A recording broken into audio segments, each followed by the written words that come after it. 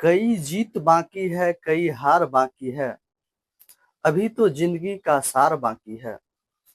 यहाँ से चले हैं नए मंजिल के लिए, यह तो एक पन्ना था, अभी तो पूरी किताब बाकी है।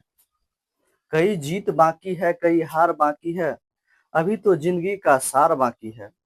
यहाँ से चले हैं नए मंजिल के लिए, यह तो एक पन्ना था, अभी तो पूरी किताब बाकी है।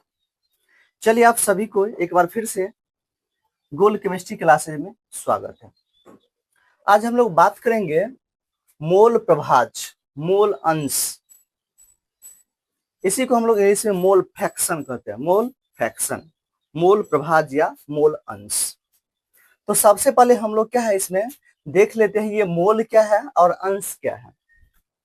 तो मोल हम लोग पिछले वीडियो में देखे हुए थे कि भार और मोलर द्रव्यमान के अनुपात को, भार और मोलर द्रव्यमान के अनुपात को हम लोग कहते हैं मोल। वही कहेंगे अंश क्या कहते हैं। अंश मतलब होता है टुकड़ा, अंश मतलब टुकड़ा।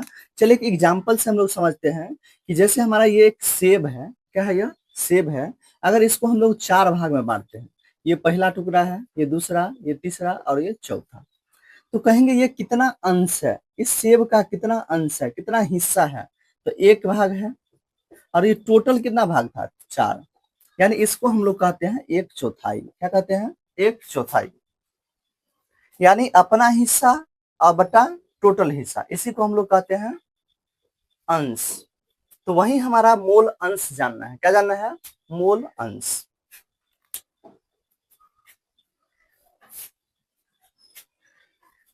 बिलियन में हम लोग मुख्यतः 2 अवयव के बारे में जानना है, एक विलेय होता है और दूसरा विलायक, सॉल्यूट और सॉल्वेंट।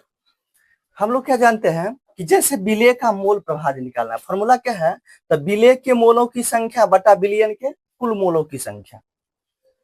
इसी तरह से विलायक के मोल प्रभाज कहेंगे तो विलायक के मोलों की संख्या बटा विलयन के कुल मोलों की संख्या, यानी इन दोनों के अनुपात को हम लोग क्या कहते हैं? उस अवयव का मोल प्रभाज कहते हैं। क्या बोले कि विलयन के किसी एक अवयव, विलयन के किसी एक अवयव विलेय या विलायक के मोलों की संख्या और विलयन के कुल मोलों की संख्या के अनुपात को उस अवयव का मोल प्रभाज कहते हैं। यानी अगर विलेय का मोल प्रभाज निकालना रहेगा तो विलेय के मोलों की संख्या बटा विलयन के कुल मोलों की संख्या।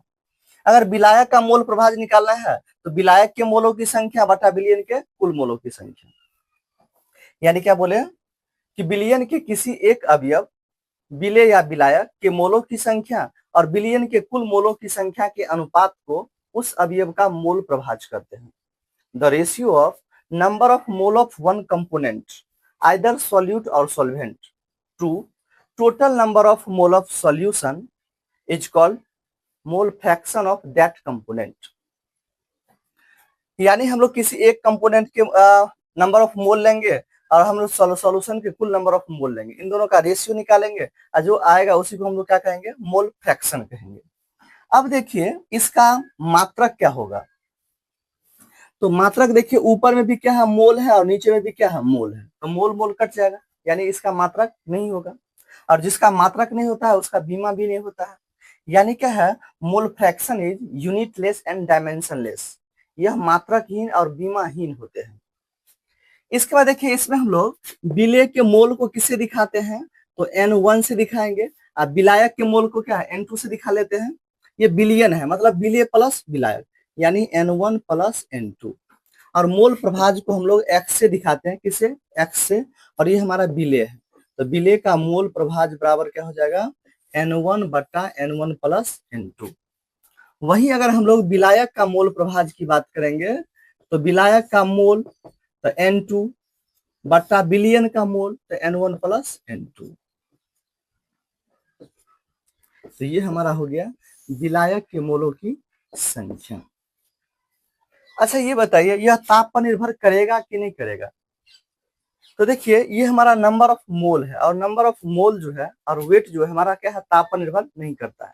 इसमें वॉल्यूम भी नहीं है, वॉल्यूम रहता तो ताप पर निर्भर करेगा, लेकिन वॉल्यूम तो है नहीं, इसलिए यह ताप से स्वतंत्र होते हैं। पिछले में हम लोग देखे हुए थे मोललता था और एक क्या था? द्रव्यमान प्रतिशत। ये भी क्या है? ताप पर निर्भर नहीं करता था। यानी हम लोग जानते हैं कि इसमें इस चैप्टर में हमारा द्रव्यमान प्रतिशत, मोललता और ये मोल प्रभाज ताप से स्वतंत्र होते हैं। ये कहां से कहां तक होगा, तो इन दोनों को अगर हम लोग जोड़ेंगे तो हमेशा क्या हो जाएगा, हमेशा एक होता है। यानी क्या है कि विलयन में जितना भी अवयव रहेगा उसके मोल प्रभाजों का योगफल हमेशा एक होता है। जैसे आप लोग देखे होंगे 10वां में प्रायिकता पढ़े होंगे, प्रोबेबिलिटी, उसमें सभी अवयवों के क्या है, प्रायिकता का योगफल कितना होता था, एक होता था। वही अगर मोल प्रभाज की बात करेंगे तो इसका मान 0 से बड़ा और 1 से छोटा होता है।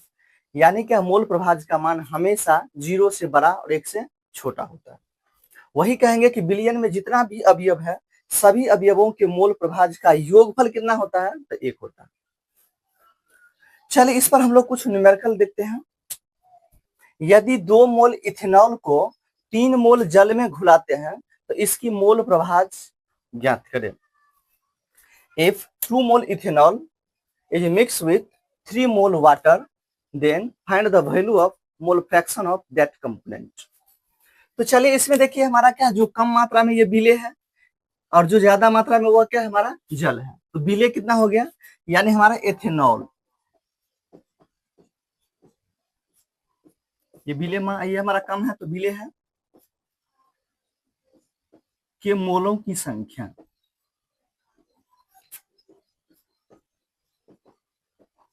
यानी क्या है, N1 कितना हो गया, तो हमारा 2 मोल हो गया।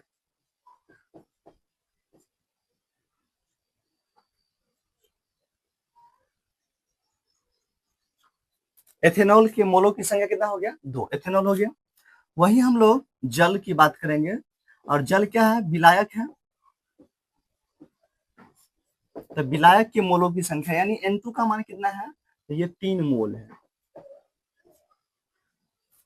इसीलिए विलियन का कितना मोल हो जाएगा, विलियन कितना मोल हो जाएगा, तो विलियन बराबर विलेय प्लस विलायक, यानी 2 + 3 कितना हो गया, 5 मोल हो गया। चलिए अब विलेय का हम लोग मोल प्रभाज निकालते हैं।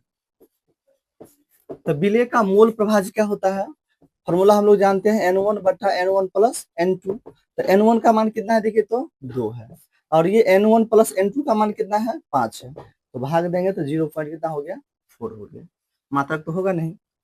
वही अगर हम लोग विलायक का मोल निकालें, मोल प्रभाज निकालेंगे, तो या तो एक में से घटा लेंगे क्योंकि सभी अवयवों के मोल प्रभाज का योगफल कितना, 1 होता है, या फिर क्या इसी फॉर्मूला पर बैठा लेंगे N2 बटा N1 + N2। तो N2 का मान तो हमारा कितना है, 3 है, बटा ये कितना हो गया, 2 + 3 यानी ये भी 5 हो गया, तो भाग देंगे तो 0.6 हो गया। तो विलेय का मोल प्रभाव 0.4 और विलाय का मोल प्रभाव 0.6। चलिए एक अलग क्वेश्चन और देखते हैं। ग्राम एथेनॉल को 50 ग्राम जल में घुलाते हैं तो इसकी मोल प्रभाज ज्ञात करें। इसमें दोनों का भार दिया हुआ है, तो भार दिया हुआ तो पहले मोल निकालना पड़ेगा। अब मोल कैसे निकालते हैं, तो भार और मोलर द्रव्यमान से, यानी भार दिया हुआ तो पहले मोलर द्रव्यमान ज्ञात कर लेंगे। चलिए पहले क्या दिया है, ये हमारा विलेय है, तो विलेय का भार, विलेय का भार इसको W से दिखाते हैं, ये कितना है, 10 ग्राम है। एथेनॉल, एथेनॉल का फॉर्मूला C2H5OH हो गया। वही हमारा विलायक का भार W', ये क्या था, विलेय का भार,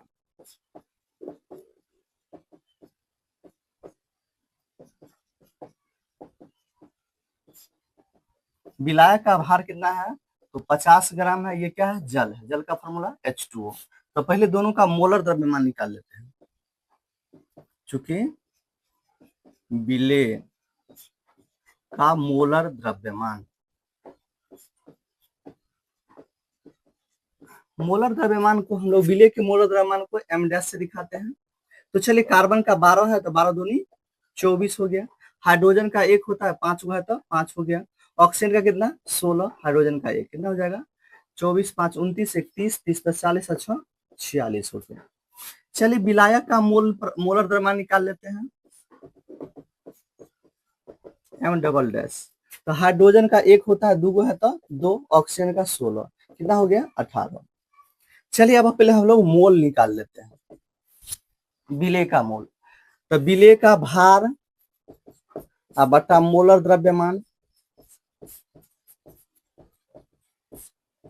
तो इसका भार कितना है, तो हमारा है 10, अब मोलर द्रव्यमान है 46, काट लेंगे, 2 पंचे 10, ये हो गया 23, यानी 5/23 कितना हो गया, 0.2 हो गया।